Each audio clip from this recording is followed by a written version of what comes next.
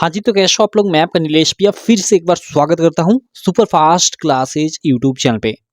दोस्तों आज की इस वीडियो में हम लोग पढ़ेंगे जो हम लोग क्लास 10th का ये ऑफिशियल जो बोर्ड के द्वारा ये मॉडल पेपर जारी किया गया था, आप स्क्रीन पे देख सकते हो, ठीक है। इसके सब्जेक्टिव क्वेश्चन यानी जो ये वर्णनात्मक प्रश्न है इन्हें, इससे पहले जितने भी इसके ये ऑब्जेक्टिव क्वेश्चन थे यानी एमसीक्यू थे, इनको हमने सॉल्व कर लिया था, ठीक है। तो अब तक अगर आप उनको नहीं देखे हो, ये एमसीक्यू जो है इनकी वीडियो नहीं देखे हो, देखना चाहते हो तो उस वीडियो का लिंक मैं इस वीडियो के डिस्क्रिप्शन बॉक्स में डाल दूंगा, आप जाकर देख लेना, ठीक है। बाकी चलो इसमें हम लोग जो ये खंड ब के अंतर्गत आपके बड़े बड़े प्रश्न आने वाले हैं, वर्णनात्मक प्रश्न, इनको सॉल्व करते हैं। बाकी कहूँगा अगर चैनल को आप अभी तक सब्सक्राइब नहीं किए हो तो चैनल को सब्सक्राइब कर लेना और बेल आइकन को भी दबा लेना, जिससे मेरी सारी वीडियो की नोटिफिकेशन आपको मिलती रहे। चलो शुरू करते हैं। देखो प्रश्न फर्स्ट है, इसमें पहला क्वेश्चन है, इसमें फर्स्ट और सेकंड कर कर दो क्वेश्चन पूछ दिया है, 2+2 यानी 4 मार्क का। पहला प्रश्न क्या है कि दृष्टि दोष किसे कहते हैं, यह कितने प्रकार के होते हैं, ठीक है। दृष्टि दोष किसे कहते हैं, यह कितने प्रकार के होते हैं। और सेकंड प्रश्न पूछ दिया कि हमें आकाश में इंद्रधनुष केवल वर्षा के पश्चात ही क्यों दिखाई देता है। ये दो क्वेश्चन है, थोड़ा एक मिनट माफ करना। चलो ओके, चलो तो ये दो क्वेश्चन है, चलो इन दोनों क्वेश्चन का आंसर देखते हैं। दृष्टि दोष किसे कहते हैं, देखो इसका मैंने अच्छे से पहले से ये आंसर लिख रखा है, आप लोग देख सकते हो यहाँ पे पूरा का पूरा मैंने सॉल्व कर रखा है। और ये पूरा का पूरा जो पीडीएफ है ना, जितने भी लक्ष्य बैच के स्टूडेंट हैं, लक्ष्य बैच वाले मैं आपको बता दूं कि लक्ष्य बैच में आपका पहले ये पीडीएफ आपको अवेलेबल करा दिया गया है, तो वहां से आप ये पीडीएफ डायरेक्ट पढ़ सकते हो, ठीक है। लक्ष्य बैच ओपन कर जितने भी लक्ष्य बैच के स्टूडेंट है। और लक्ष्य बैच क्या है अभी चलो मैं आपको बता देता हूँ, पहले ये क्वेश्चन करा लूँ। दृष्टि दोष किसे कहते हैं, यह कितने प्रकार के होते हैं।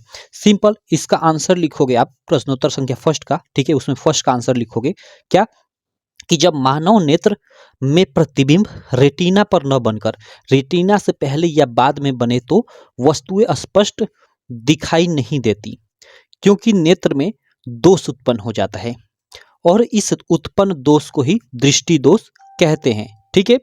इस उत्पन्न दोष को ही क्या कहते हैं, दृष्टि दोष कहते हैं या दृष्टि दोष कहा जाता है। और ये निम्न 3 प्रकार के होते हैं। पहला निकट दृष्टि दोष, सेकेंड दूर दृष्टि दोष और ये जरा दृष्टि दोष। इनके बारे में तो आप जानते ही हो, निकट दृष्टि दोष मीन्स जिसमें निकट की वस्तुएं तो स्पष्ट दिखाई देती हैं परंतु दूर की वस्तुएं स्पष्ट नहीं दिखाई देती। दूर दृष्टि दोष में क्या होता है कि दूर की वस्तुएं तो स्पष्ट दिखाई देती हैं लेकिन निकट की वस्तुएं स्पष्ट नहीं दिखाई देती हैं। और जरा दृष्टि दोष में ये एक तरह से इसको रतौंधी आप बोल सकते हो, बुढ़ापे में ही होता है, ये होता है, न दूर की वस्तु दिखाई देती है न पास की वस्तु दिखाई देती है, सिंपल, ठीक। तो ये 3 आप इसमें लिख दोगे, ठीक। तो ये क्वेश्चन अगर आपसे पूछा जाए कि दृष्टि दोष किसे कहते हैं, ये कितने प्रकार के होते हैं, तो इसका एकदम ये परफेक्ट आंसर मैंने लिखा हुआ है, ठीक। इसका 2 मार्क मिल जाएगा। एग्जामिनर कोई भी चेक करने वाला कॉपी हो, एकदम आपका नंबर नहीं काटने वाला। चलो अगला देखते हैं, अगला क्वेश्चन, हमें आकाश में इंद्रधनुष केवल वर्षा के पश्चात ही क्यों दिखाई देता है। चलो इसका आंसर देख लेते हैं भाई, ठीक। यहाँ पे देखो, बाकी इससे पहले थोड़ा लक्ष्य बैच के मैं आपको बारे में बता दूं, ठीक है, क्योंकि आपके मन में एक्साइटेड होगा अगर नया आप स्टूडेंट हो तो। लक्ष्य बैच में बेसिकली हम लोग क्या देते हैं, ठीक है, जिसकी प्राइस मात्र 299 रुपये है। हमारी ऐप यूपीएमएसपी स्टडी आप गूगल प्ले स्टोर से डाउनलोड कर लेना, ठीक है, या इस वीडियो के डिस्क्रिप्शन में भी इस ऐप का लिंक मैं डाल दूंगा, डाउनलोड कर लेना। यहाँ पे लक्ष्य बैच मिल जाएगा मात्र आपको 299 रुपये में, जिसमें आपको प्रीवियस ईयर पेपर यानी 2023 के जितने भी पेपर हैं, जैसे हिंदी के, इंग्लिश के, मैथ के, साइंस के, सारे सब्जेक्ट के सातों सेट का, जैसे हिंदी के सातों सेट का, मैथ के सातों सेट का, साइंस के सातों सेट का, सारे सब्जेक्ट के सातों सेटों का एकदम आपको अच्छे से वीडियो के साथ साथ, ठीक है, वीडियो के साथ साथ पीडीएफ सॉल्यूशन भी मिल जाएगा, जैसे वीडियो भी मिल जाएगा और ऐसा ये पीडीएफ में अच्छे से सॉल्यूशन भी मिल जाएगा, जिससे आप आसानी से सारी चीज़ों को पढ़ सको, ठीक है। और ये पीडीएफ है तो आप एग्जाम के एक दिन पहले, जैसे आपका पेपर मान लो कल है, ठीक है, तो आप एक दिन पहले आप सातों सेटों को रिवाइज कर सकते हो, ये पीडीएफ रहेगा तो, ठीक है। तो आप लक्ष्य बैच ज्वाइन कर सकते हो, ठीक है। उसके अलावा जो ये बोर्ड द्वारा मॉडल पेपर जारी किया गया है, इसका भी सॉल्यूशन हर एक सब्जेक्ट का आपको वीडियो के साथ पीडीएफ भी मिल जाएगा। और वहाँ पे मैं एक नया ऑप्शन ऐड कर रहा हूँ टेस्ट का, साथ में आप साइड में यहाँ पे टेस्ट भी दे सकते हो। मान लो जिस कोड का आपने वीडियो देखा उसका पीडीएफ में आपने पढ़ लिया और इसका यहाँ पे आप टेस्ट दे दी, तो आपका सारा का सारा चीज़ याद हो जाएगा, टेस्ट वाला ऑप्शन अभी ऐड हो रहा है, ठीक है, अभी थोड़ा डेवलपर उस पर काम कर रहा है, ठीक है, तो वो जल्द आपको देखने को मिल जाएगा लक्ष्य बैच में। तो ये है लक्ष्य बैच, आप ज्वाइन कर सकते हो मात्र 299 रुपये में। अगर कोई भी आपको दिक्कत होती है इस एप्लीकेशन से बाई करने में वहाँ, तो वहीं पे मेरा नंबर दिया गया है, ठीक है, आप वहाँ से डायरेक्ट मुझे कॉल भी कर सकते हो या व्हाट्सएप पे मैसेज भी कर सकते हो। या पेमेंट में काफ़ी सारे 10th के लड़कों को प्रॉब्लम होती है कि पेमेंट कहाँ से करें, तो वहीं पे आपको क्यूआर कोड दिया गया है, उस क्यूआर कोड पे अपने दोस्त या किसी भी दुकान उकान से किसी से भी पेमेंट कराकर व्हाट्सअप नंबर जो है देख लो यहाँ पे, ये व्हाट्सअप नंबर है, इस पे आप भेज दोगे तो आपको बैच में ऐड कर दिया जाएगा, ठीक है। चलो अब इसको हम लोग आगे चलते हैं। बहुत हुआ लक्ष्य बैच के बारे में मैं आपको बता दिया। हमें आकाश में इंद्रधनुष केवल वर्षा के पश्चात ही क्यों दिखाई देता है, ये क्वेश्चन है। तो देखो इस क्वेश्चन का आंसर क्या लिखोगे, यहाँ पे देखो कि हमें आकाश में इंद्रधनुष केवल वर्षा के पश्चात इसलिए दिखाई देता है क्योंकि वर्षा के पश्चात वायुमंडल में उपस्थित जल की बूंदें प्रिज्म की तरह व्यवहार करती हैं। क्या करती हैं? प्रिज्म की तरह व्यवहार करती हैं। जब सूर्य का प्रकाश इन बूंदों पर पड़ता है तब वह परावर्तित होकर 7 रंगों में विक्षेपित हो जाता है और इस प्रकार हमें वर्षा के पश्चात इंद्रधनुष दिखाई देने लगता है। देखो आपने पढ़ा होगा कि प्रिज्म में क्या होता है कि जैसे इधर से प्रकाश आता है तो भाई श्वेत प्रकाश होता है। सूर्य के प्रकाश में कुल 7 रंग होते हैं, तो यहाँ से क्या होता है कि वह ऐसे थोड़ा थोड़ा यहाँ पे 7 रंग यहाँ विक्षेपित हो जाता है और आगे आकर इधर 7 रंग देता है यहाँ पे, जिसको आप याद रखें विवग्योर शब्द से याद रखा जाए। सबसे नीचे वायलेट होता है विवग्योर और सबसे ऊपर रेड होता है, ठीक है। सबसे अधिक जो अपवर्तन होता है वो किसका होता है? वायलेट यानी बैगनी रंग का। आपने ये शब्द आप देख सकते हो VIBGYOR, ठीक है। इसमें ये विवग्योर यानी वी इधर से ये नीचे सबसे होता है, उसके ऊपर ये, उसके ऊपर ये, उसके ऊपर ये, उसके ऊपर ये, उसके ऊपर ये और उसके ऊपर ये। रेड सबसे ऊपर होता है, मीन्स रेड का सबसे कम परावर्तन एक तरह से होता है, ठीक। तो क्या होता है कि उसी प्रकार इस प्रिज्म की भांति वर्षा की बूंदें काम करती है। वर्षा की बूंदों पे जब सूर्य का प्रकाश पड़ता है तो उससे जो श्वेत प्रकाश होता है यानी वही सूर्य का प्रकाश होता है वो परावर्तित होकर 7 रंगों में विक्षेपित हो जाता है। तो उसी कारण हम लोग का क्या बन जाता है? इंद्रधनुष। इसलिए केवल वर्षा के समय ही इंद्रधनुष दिखाई देता है। तो वही यहाँ पे लिखा गया है आंसर उसका कि हमें आकाश में इंद्रधनुष केवल वर्षा के पश्चात इसलिए दिखाई देता है क्योंकि वर्षा के पश्चात वायुमंडल में उपस्थित जल की बूंदें प्रिज्म की तरह व्यवहार करती हैं। जब सूर्य का प्रकाश इन बूंदों पर पड़ता है तब वह परावर्तित होकर 7 रंगों में विक्षेपित हो जाता है और इस प्रकार हमें वर्षा के पश्चात इंद्रधनुष दिखाई देने लगता है। सिंपल ये आंसर हुआ इसका, ठीक। चलो तो ये हम लोग का पहला क्वेश्चन हुआ, क्लियर हो गया। उसके बाद हम लोग सेकंड क्वेश्चन कर लेते हैं और ये सारे के सारे क्वेश्चन वेरी वेरी इंपॉर्टेंट है मेरे दोस्त, बहुत ही ज़्यादा इंपॉर्टेंट है क्योंकि ये बोर्ड द्वारा ऑफिशियल जो मॉडल पेपर है ना उसके मतलब उसका क्वेश्चन है, बोर्ड द्वारा ये जारी क्वेश्चन है, ठीक है। ये बोर्ड की वेबसाइट से आप इसे डाउनलोड कर सकते हो पूरा पूरा। तो चलो इसका कर लेते हैं। सेकंड का जो फर्स्ट है, ओके, जो सेकंड प्रश्न है इसमें भी 2 प्रश्न देखो पूछा गया है 2-2 मार्क का, ठीक। इसको कर लेते हैं। क्या है कि उत्तल लेंस को अभिसारी लेंस क्यों कहा जाता है, ठीक है। उत्तल लेंस को अभिसारी लेंस क्यों कहा जाता है और सेकंड क्वेश्चन है कि अवतल दर्पण तथा उत्तल दर्पण के उपयोग लिखिए। तो चलो सबसे पहले हम लोग देख लेते हैं कि उत्तल लेंस को अभिसारी लेंस क्यों कहा जाता है, ठीक है। चलो देखो यहाँ पे 1 मिनट, देखो इसका आंसर यहाँ पे लिखा गया है। क्या लिखा गया है? प्रश्नोत्तर संख्या सेकंड का फर्स्ट का, ठीक है, कि उत्तल लेंस को अभिसारी लेंस इसलिए कहा जाता है क्योंकि यह लेंस अपने माध्यम से गुजरने वाली प्रकाश किरणों को अभिसारित करता है यानी वही सिकोड़ देता है, ठीक है। तो अभिसारित कर देता है, ठीक है, इसलिए इसको क्यों क्या कहा जाता है? अभिसारी लेंस कहा जाता है। सिंपल इसका ये आंसर हुआ, ठीक है। तो उत्तल लेंस को अभिसारी लेंस क्यों कहा जाता है? क्योंकि वह भाई अपने अंदर से गुजरने वाला जो प्रकाश होता है उसको अभिसारित करता है, सिकोड़ता है, इसलिए उसको अभिसारी लेंस कहा जाता है। क्लियर? अभिसारी मीन्स एक तरह से आप इसको याद रखना कि यहाँ सिकोड़ने से मतलब है। चलो तो ये छोटा सा आंसर हुआ, 2 मार्क इसका आपको मिल जाएगा। आगे देखते हैं अगला क्वेश्चन। अगला क्वेश्चन यहाँ स्क्रीन पे आप देख सकते हो, यह अवतल दर्पण तथा उत्तल दर्पण के उपयोग लिखिए। तो चलो देख लेते हैं, काफ़ी ये भी मस्त क्वेश्चन है, अवतल दर्पण और उत्तल दर्पण के उपयोग। तो यहाँ पे देखो सेकंड का उत्तर, ठीक है, क्या है? सबसे पहले अवतल दर्पण के उपयोग देख लेते हैं, उसके बाद उत्तल दर्पण के उपयोग देखेंगे। तो देखो अवतल दर्पण के उपयोग में मैंने यहाँ 3 ठे उपयोग लिखा है, ठीक, देख सकते हो। पहला क्या है कि अवतल दर्पण का उपयोग टार्च, सर्च लाइट तथा गाड़ियों के हेडलाइट आदि में किया जाता है, ठीक है। टार्च, सर्च लाइट मीन्स जैसे मतलब जहाँ जैसे दूर देखना है हमें, ठीक है, एक तरह से, तथा गाड़ियों के हेडलाइट यानी आगे वाली जो लाइट होती है क्योंकि दूर तक देखना होता है, ठीक है, में आदि में किया जाता है। ये फर्स्ट उपयोग हुआ। सेकेंड उपयोग में क्या लिखोगे कि अवतल दर्पण का उपयोग दांतों के डॉक्टर द्वारा रोगी के दांतों का बड़ा प्रतिबिंब देखने के लिए किया जाता है, क्योंकि अवतल दर्पण वस्तु का हमेशा जो होता है ना बड़ा प्रतिबिंब बनाता है, ठीक है। चलो उसके बाद थर्ड वाला देख सकते हो यहाँ पे इसका थर्ड उपयोग। तो देखो जो थर्ड उपयोग है वह क्या है कि अवतल दर्पण का उपयोग हजामत यानी वही बाल बनाने में भी किया जाता है, ठीक है। तो ये तीन उपयोग रहे अवतल दर्पण के। अब चलो हम लोग देख लेते हैं उत्तल दर्पण के उपयोग। उत्तल दर्पण का उपयोग हेडिंग टाइप का आप डाल लोगे और लिखोगे कि उत्तल दर्पण का उपयोग वाहनों में पश्च दृश्य यानी वही पीछे देखने वाले दर्पण के रूप में किया जाता है। क्लियर, ये पहला रहा। और सेकंड क्या है कि स्ट्रीट लाइट में भी इसका उपयोग किया जाता है, क्योंकि यह प्रकाश को अधिक क्षेत्र में फैला देता है। मतलब स्ट्रीट लाइट मीन्स जैसे जैसे यहाँ पे जैसे आपने देखा होगा ऐसे हमें मुड़ना है तो यहाँ कोने पे मतलब खंभे पे बल्ब बना होता है, तो उसी को स्ट्रीट लाइट एक तरह से बोल देते हैं, यानी जो एक तरह से रोडों पे लगा होता है, समझ जाओ, ठीक, क्योंकि वहाँ पे प्रकाश को ये अधिक यहाँ क्षेत्र में फैला देता है चारों तरफ, तो इसलिए इसका उपयोग किया जाता है। तो ये रहा अवतल दर्पण का उपयोग, ये रहा उत्तल दर्पण का उपयोग। आपको इसको लिख दोगे आप 2 मार्क, और इसको आप लिख दोगे इसका 2 मार्क, 4 मार्क आपको मिल जाएगा, क्योंकि ये 4 मार्क का ही क्वेश्चन था ना। नहीं भाई, ठीक है, 1 मार्क मिलेगा, क्योंकि 2 मार्क इसका उत्तल लेंस को अभिसारी लेंस क्यों कहा जाता है, 2 मार्क इसका, और इसका अवतल दर्पण तथा उत्तल दर्पण के उपयोग लिखिए तो आपको इसका 1 मार्क मिलेगा और इसका 1 मार्क। इसलिए मैंने ये छोटा छोटा भी लिखा है, मतलब ज़्यादा उपयोग नहीं लिखा है, ठीक। चलो बाकी आप आगे भी और याद करना चाहते हो, कम से कम 3 या 5 आप याद कर लेना, करना चाहते हो तो कर सकते हो, ठीक। चलो बाकी ये छोटे में भी ही आता है, कभी 6 नंबर वो नंबर में इसका उपयोग नहीं आता है। चलो आगे देखते हैं, अगले क्वेश्चन को सॉल्व करते हैं। अगला क्वेश्चन देखो, प्रश्नोत्तर संख्या जो थर्ड है वो भी 4 मार्क वाला ही क्वेश्चन रहेगा। इसमें भी देखो फर्स्ट सेकंड कर 2 क्वेश्चन पूछ दिया है 2-2 मार्क में। चलो देख लेते हैं, दोनों को सॉल्व कर लेते हैं। और ये 2 + 2 यानी 4 मार्क, यानी छोटा छोटा क्वेश्चन है 2-2 मार्क का।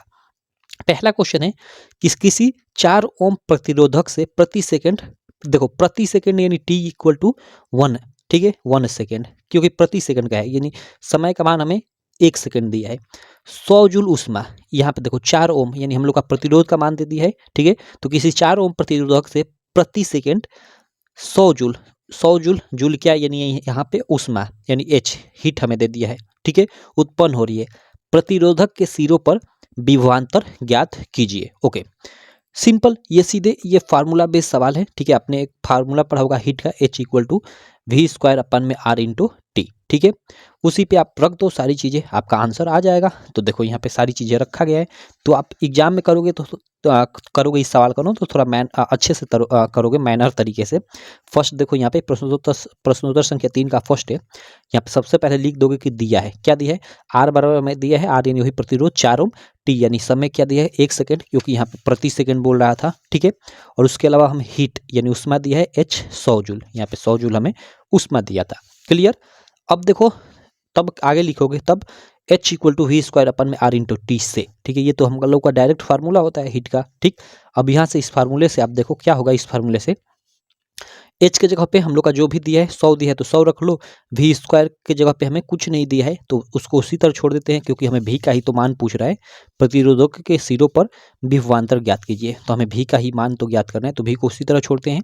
और बटे में R है तो 4 और इंटू T यानी वही गुणे T है तो T के जगह पे 1, ठीक है। अब देखो ये 4 से इधर गुणा हो जाएगा तो ये आपका क्या हो जाएगा 400, और ये V से 1 में इधर गुणा हो जाएगा तो V² यानी वही V² = 400, ठीक है। V² बराबर कितना हो गया 400, तो V² बराबर 400, तो दोनों तरफ अंडर रूट आप करोगे, ठीक है, रूट लगाओगे तो ये अंडर रूट V² हो जाएगा, तो बाहर आएगा तो V हो जाएगा, और ये 400 रूट से बाहर आएगा तो वो 20 हो जाएगा, यानी V का मान आपका क्या होगा 20 वोल्ट। V क्या है वही विभवांतर, ठीक है, तो विभवांतर कितना होगा 20 वोल्ट, यही आपका आंसर हो जाएगा। सिंपल, इतना छोटा सा क्वेश्चन, केवल ये फार्मूला याद है आप कर लोगे। और यहाँ पे थोड़ा एक चीज़, यहाँ पे समय आप पकड़ सकते हो, अगर नहीं पकड़ रहे हो समय तो फिर आपके लिए दिक्कत हो सकती है। प्रति सेकंड यानी T मतलब 1 सेकंड, ठीक। चलो तो ये 2 मार्क इसका आपको मिल जाएगा, सिंपल। उसके बाद देखो यहाँ पे एक और क्वेश्चन है सेकंड नंबर इसमें कि 20 ओम प्रतिरोध की कोई विद्युत स्थिति, ठीक है, विद्युत स्थिति यानी वही प्रेस करने वाला 5 एम्पियर विद्युत धारा लेती है, ठीक है, 20 ओम प्रतिरोध की, यानी हम लोग का प्रतिरोध क्या है स्त्री का 20 ओम है, वो 5 एम्पियर की धारा लेती है, यानी हम लोग का विद्युत धारा आई का मान कितना है, वो है 5 एम्पियर। तो 30 सेकंड में समय दे दिया कि मान लो 30 सेकंड में उत्पन्न ऊष्मा परिकलित कीजिए, यानी 30 सेकंड उसको यूज किया जा रहा है तो वह कितनी ऊष्मा लेगी, सिंपल। तो ये भी आपका एक हीट का फार्मूला होता है, ठीक है, उस पे ये आधारित है। तो देखो अब देखो एच हीट का हमने एक देखा वी स्क्वायर अपन में आर इंटू टी, एक ये फार्मूला होता है, और एक हीट का एक ये फार्मूला होता है, एक वी आई इंटू टी होता है, और एक आपका होता है H equal to I square R into T. तो आप देख लो यहाँ पे वी आई टी, तो ये हमें आई तो मालूम है लेकिन वी नहीं मालूम है, तो दिक्कत हो जाएगी। हमें यहाँ प्रतिरोध दिया है, अगर इस फार्मूले का हम यूज करते हैं आई स्क्वायर आर इंटू टी, तो देखो आई भी है आर भी है टी है, तो ये इस परफेक्ट रहेगा, तो इसलिए इस फार्मूले का उपयोग करेंगे। तो 3 फार्मूला होता है, H equal to V I T, H equal to I square R into T, ठीक है, और यहाँ H equal to V square अपन में आर इंटू टी। तो देखते हैं जहाँ मतलब ये कौन सा फार्मूला उपयोगी होता है उसका यूज करते हैं। तो यहाँ हम लोग को ये आई भी दिया है, आर भी दिया है, टी भी दिया है, तो देखो इसमें आई आर टी तीनों है इस फार्मूले में, तो इसका हम लोग उपयोग करेंगे, ठीक। तो देखो यहाँ पे सबसे पहले इस सवाल को आप कैसे करेंगे, जो दिया है चीज़ें लिख लेंगे। दिया है हमें आर दिया है 20 ओम, आई का मान दिया है 5 एम्पियर, और समय दिया है 30 सेकेंड, ठीक। तब हम लोग फार्मूला लगाएंगे H equal to I square R into T, ठीक। तो एच बराबर आई का स्क्वायर यानी 5 का स्क्वायर, आई का मान 5 है तो ही 5 का स्क्वायर, गुणे टी यानी 20, ठीक है, और गुणे सॉरी गुणे आर, तो आर की जगह पे 20 और गुणे टी यानी टी के जगह पे 30 सेकंड। तो ये 25 हो गया, और ये 3 दूना 6 यानी 600 हो गया, ठीक। अब इन दोनों को आप गुणा करोगे तो ये कितना हो जाएगा, 1 दहाई सैकड़ा हज़ार 10,000 यानी 15,000, ठीक है। क्या हो जाएगा 15,000 जूल। क्लियर, सिंपल सा सवाल है, इसका आपको 2 मार्क मिल जाएगा। चलो तो ये भी आपका सवाल क्लियर। ये हम लोग का प्रश्नोत्तर संख्या थर्ड में 2 प्रश्न पूछा था, 2 न्यूमेरिकल छोटे छोटे दोनों को हमने देख लिया। अब चलो हम लोग अगला जो प्रश्नोत्तर संख्या 4 है उसको देखते हैं। इसमें आपका दीर्घ उत्तरीय प्रश्न होगा, और इसमें आपके पास अथवा का भी ऑप्शन होगा। जैसे देखो ये प्रश्नोत्तर संख्या 4th है, ओके। देखो ये दीर्घ उत्तरीय प्रश्न है, लेकिन इसमें भी आपका छोटा छोटा 2-2 नंबर का प्रश्न 3 ठे पूछ दिया है। हो सकता है अधिकांशतः यहाँ आपको 2-2 मार्क के अलावा यहाँ पे आपके 6-6 मार्क के भी प्रश्न पूछ सकता है। यहाँ पे 6 मार्क का कोई एक बड़ा सा प्रश्न भी पूछ सकता है। तो चलो 3 पार्ट में इसको कर दिया है, तो चलो तीनों को कर लेते हैं, कोई दिक्कत नहीं है। यहाँ पे देखो, और इसमें अथवा भी है कि तो आप ये वाला करो तीनों, या ये तीनों प्रश्न करो, आपका मन। लेकिन चलो हम लोग इसको भी सॉल्व करेंगे, इसको भी सॉल्व करेंगे, क्योंकि किसी के पेपर सेट में यहाँ से क्वेश्चन आएगा, किसी के पेपर सेट में यहाँ, क्योंकि 7 पेपर सेट आएंगे पूरे यूपी में, तो ये तो पता नहीं है कि आपको कौन सा सेट मिलेगा, ठीक है। तो सब भाई सबको हमें पढ़ना पड़ेगा। तो चलो सबको हम लोग पढ़ लेते हैं, ये भी पढ़ लेते हैं, ये भी पढ़ लेते हैं। लेकिन आपको एग्जाम में कि तो आप ये तीनों करो या ये तीनों करो, आपका मन, आपके मन के ऊपर ये डिपेंड करता है।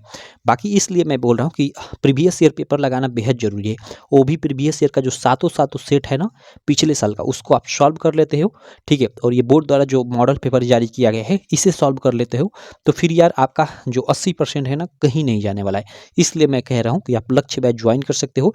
लक्ष्य बैच ज्वाइन भी नहीं कर रहे हो तो आप कहीं से भी आप बस जो सातों सेट है अपना प्रीवियस ईयर पेपर का उसे सॉल्व कर लेना, ठीक है। बाकी अगर आपको नहीं मिल रहा है, आप ज्वाइन करना चाहते हो तो लक्ष्य बैच ज्वाइन कर सकते हो हमारी ऐप से, यूपीएमएसपी स्टडी से, जिस पे आपको सातों सेटों का सॉल्यूशन मिल जाएगा, पीडीएफ के साथ वीडियो भी, ठीक। चलो इन क्वेश्चन को करते हैं। पहला क्वेश्चन है चौथे में कि 2 चुंबकीय क्षेत्र रेखाएं एक दूसरे को प्रतिच्छेद क्यों नहीं करती हैं, ठीक है, मस्त क्वेश्चन है। सेकेंड है कि चुंबक क्षेत्र रेखाओं के गुणों को लिखिए, यानी वही चुंबकीय क्षेत्र रेखाओं के गुणों को हमें लिखना है। और उसके बाद थर्ड वाला प्रश्न है कि किसी चुंबकीय क्षेत्र में स्थित विद्युत धारावाहिक चालक पर आरोपित बल कब अधिकतम होता है, ठीक। चलो सबसे पहला क्वेश्चन हम लोग देखते हैं कि 2 चुंबकीय क्षेत्र रेखाएं एक दूसरे को प्रतिच्छेद क्यों नहीं करती। देखो प्रतिच्छेद इसलिए नहीं करती कि अगर 2 चुंबकीय क्षेत्र रेखाएं एक दूसरे को प्रतिच्छेद करेंगी तो वहां से चुंबकीय क्षेत्र की 2 मतलब दिशाएं हमें प्रदर्शित होगा, जो संभव नहीं होगा, ठीक है। तो वही उसी को बनाकर आप लोग लिख दोगे। यहाँ पे देखो ये हम लोग का कौन था भाई, ये थर्ड वाले प्रश्न का आंसर है ना भाई, इधर है, सॉरी यार 1 मिनट, चलो 1 मिनट, मैंने उस पेज पे लिखा हुआ है, चलो यहाँ पे देखो इस पे लिखा हुआ है, इसको साइड कर दिया था। प्रश्नोत्तर संख्या 4, ठीक है। इसमें फर्स्ट वाला जो प्रश्न है कि दो चुंबकीय क्षेत्र रेखाएं एक दूसरे को प्रतिच्छेद क्यों नहीं कर सकती? तो देखो इसका आंसर क्या लिखोगे आप कि दो चुंबकीय क्षेत्र रेखाएं एक दूसरे को प्रतिच्छेद इसलिए नहीं कर सकती, ठीक है, या इसलिए नहीं करती क्योंकि जिस बिंदु पर वे एक दूसरे को प्रतिच्छेद करेंगी वहां चुंबकीय क्षेत्र की दो दिशाएं होंगी जो संभव नहीं है। इसलिए दो चुंबकीय क्षेत्र रेखाएं एक दूसरे को प्रतिच्छेद नहीं करती। सिंपल ये लिख दोगे, इसका आपको 2 मार्क मिल जाएगा। क्लियर है?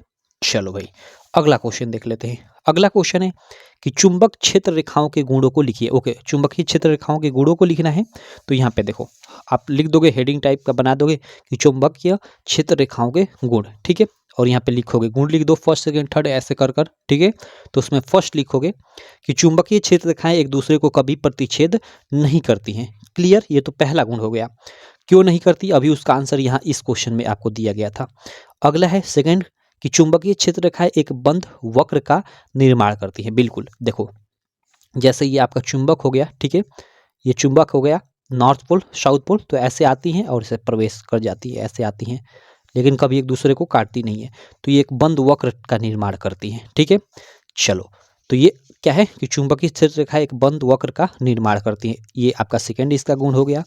उसके बाद थर्ड गुण भी हमने लिखा है, क्या थर्ड गुण इस पे हमने लिखा है, ठीक है। थर्ड गुण देखो इस पे लिखा है कि ध्रुवों के समीप चुंबकीय क्षेत्र रेखाएं पास पास होती हैं। सही बात है। देखो यहाँ पे, यहाँ से देखो, यहाँ से निकलेंगी, ठीक है, यहाँ से निकलती हैं जब ध्रुव से, यानी ये नॉर्थ पोल है, यहाँ से जब निकलती हैं तो भाई यहाँ से देखो, यहाँ इधर तो फैलती जाती हैं दूर, लेकिन यहाँ सबसे पास पास हो जाती हैं, ठीक है। इसलिए इनकी प्रबलता भी यहाँ पे ध्रुवों पे अधिक होता है, ध्रुवों के समीप इनकी प्रबलता भी अधिक होगा क्योंकि ये पास पास होंगी। क्लियर है? तो चलो, तो यहाँ पे देखो वही लिखा गया है, आगे लग रहा है कि चुंबकीय क्षेत्र रेखाएं जहाँ पास पास होती हैं वहाँ चुंबकीय क्षेत्र प्रबल होता है। ओके, तो यहाँ पे लिख सकते हो आगे लिखकर कि अतः उत्तरी ध्रुव और दक्षिणी ध्रुव। ओके, अगले प्रश्न में यही लिखा गया है क्या? हाँ, चुंबक दक्षिण ध्रुव से उत्तरी ध्रुव। ओके, नहीं, दूसरा लिखा गया है। तो आगे इसके लिख सकते हो कि अतः ध्रुवों के समीप इनकी प्रबलता ज्यादा होगी, ऐसे लिख सकते हो। तो ये चौथा गुण हो गया, और तीसरा तो ये हमने देख ही लिया। पांचवा गुण भी मैंने लिख दिया है। बाकी 2 मार्क में 5 मतलब ये गुण लिखना बहुत बड़ा हो जाएगा क्वेश्चन, लेकिन लिख सकते हो, कोई दिक्कत नहीं। 3 भी आप गुण लिख दो, आपका काम चल जाएगा। चलो, यह पांचवा गुण देख लेते हैं कि ये चुंबक के भीतर दक्षिणी ध्रुव से उत्तरी ध्रुव की ओर और चुंबक के बाहर उत्तरी ध्रुव से दक्षिणी ध्रुव की ओर प्रवाहित होती हैं। ठीक है, देखो यहाँ पे ध्यान देना क्या लिखा गया है कि ये चुंबक के भीतर जो है दक्षिण ध्रुव से उत्तरी ध्रुव की ओर और चुंबक के बाहर उत्तरी ध्रुव से दक्षिणी ध्रुव की ओर प्रवाहित होती हैं। देखो जैसे यहाँ पे मैंने अभी दिखाया था ना कि देखो ये नॉर्थ पोल है, ठीक है, और ये आपका साउथ पोल है। तो यहाँ से चुंबक के बाहर ऐसे निकलती हैं और यहाँ पे प्रवेश करती हैं और इसके अंदर यहाँ से ऐसे जाती है, मतलब चुंबक के अंदर यहाँ साउथ से दक्षिण से यहाँ नॉर्थ की तरफ, ठीक है, साउथ से नॉर्थ की तरफ, ठीक है, उत्तरी ध्रुव की तरफ, दक्षिण से उत्तरी ध्रुव की तरफ अंदर चुंबक है, और चुंबक के बाहर यहाँ उत्तरी ध्रुव से ये दक्षिणी ध्रुव की ओर चलती है।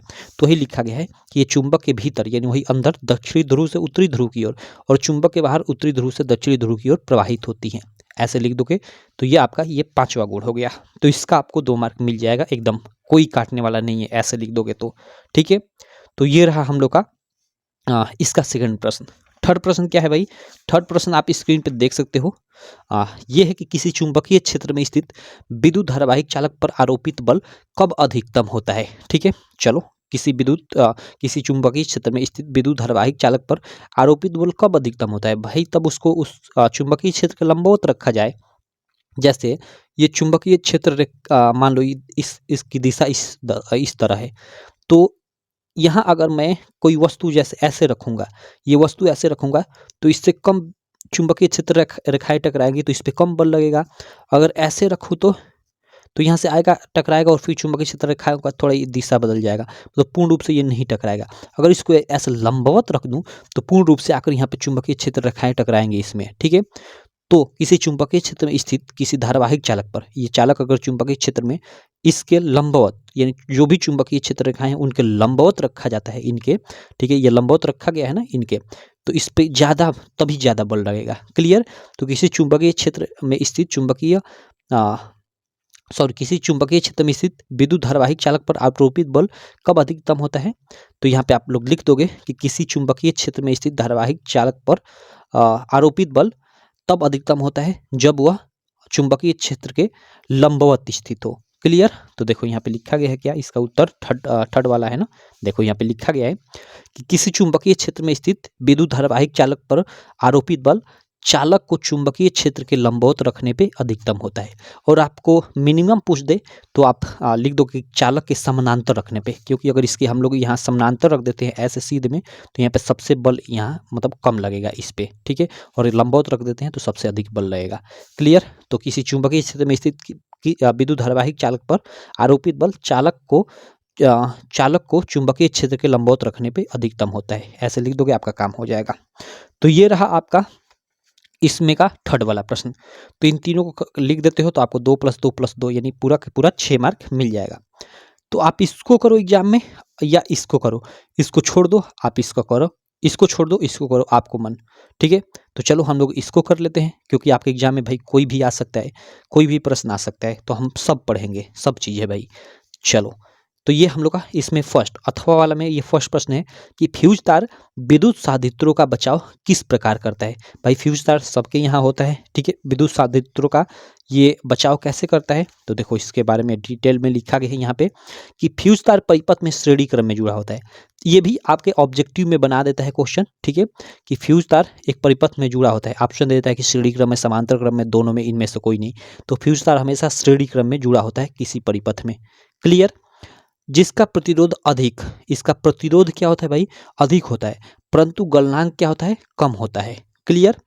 जब विद्युत धारा का मान सीमा से ज्यादा हो जाता है तो यह फ्यूज तार टूट जाता है, जिससे परिपथ अपूर्ण हो जाता है, और इस प्रकार विद्युत साधित्रों, यानी वही विद्युत साधित्र मीन्स विद्युत से चलने वाली चीजें, जैसे पंखा हो गया, टीवी, कूलर, सब, ठीक है, विद्युत उपकरण का बचाव हो जाता है। जैसे देखो ये मान लो इधर से हम लोग की लाइट आ रही है, ठीक है, यहाँ से लाइट आ रही है, यहाँ मान लो सीधे हम लोग का डायरेक्ट बोर्ड में आई, ठीक है, ये हम लोग की बोर्ड में लाइट आई है कहीं से, और बोर्ड से अब यहाँ से निकल कर जैसे अलग अलग घरों में यहाँ पे लाइट जाती है, तो यहीं पे फ्यूज तार लगा होता है बोर्ड में ही, ठीक है। ऊपर आपने देखा वो निकल भी जाता है, ठीक है। तो कनेक्शन यहाँ पे वो क्या होता है, किससे होता है, फ्यूज तार से होता है। जब कभी इधर मान लो कहीं शॉर्ट सर्किट हुआ, इसमें मान लो 220 वोल्ट सामान्यतः आता है, मान लो किसी वजह से शॉर्ट सर्किट या किसी वजह से मान लो कहीं भाई 220 वोल्ट से बढ़कर 550 वोल्ट आने लगे, और जो भी आपके घर में चीज़ें हैं वो भाई 220 वोल्ट की पावर वाले चीज़ें हैं, इससे अधिक आएगा लाइट तो जल सकती है। तो क्या होता है कि जब 550 वोल्ट से अधिक आता है तो फ्यूज तार ऐसा ही लगाया जाता है कि ज़्यादा अगर पावर आने लगे तो यहाँ से वो फ्यूज तार टूट जाए, और अगर यहाँ पे टूट जाए तो आगे यहाँ पे धारा जाएगी ही नहीं, इसलिए हमें मतलब फ्यूज तार हमेशा लगाया जाता है, ठीक है। तो फ्यूज तार यहाँ पे क्वेश्चन पूछता है कि फ्यूज तार विद्युत साधित्रों का बचाव किस प्रकार करता है, तो सिंपल वह टूट जाता है भाई, वह क्या होता है कि टूट जाता है, जिससे विद्युत साधित्रों का बचाव हो जाता है। तो इसमें थोड़ा लिख दोगे इसके बारे में डिटेल में कि फ्यूज तार परिपथ में श्रेणी क्रम में जुड़ा होता है, जिसका प्रतिरोध अधिक परंतु गलनांक कम होता है। जब विद्युत धारा का मान सीमा से अधिक या ज्यादा हो जाता है तो यह फ्यूज तार टूट जाता है, जिससे परिपथ अपूर्ण हो जाता है। भाई टूट जाएगा तो परिपथ अपूर्ण हो ही जाएगा, ठीक। और इस प्रकार विद्युत साधित्रों यानी जो भी वही विद्युत उपकरण है उनका बचाव हो जाता है। सिंपल, ठीक है। तो ये फर्स्ट का आंसर हुआ फर्स्ट क्वेश्चन का। उसके बाद हम लोग क्या करेंगे, सेकंड क्वेश्चन का आंसर देखेंगे। सेकंड क्वेश्चन है कि धारावाहिक परिनालिका के उपयोग द्वारा किन अवस्थाओं में अस्थायी चुंबक प्राप्त किया जाता है। परिपथ आरेख खींचकर उत्तर की पुष्टि कीजिए, ठीक है। चलो भाई परीपथ आरेख खींचकर उत्तर की पुष्टि करते हैं।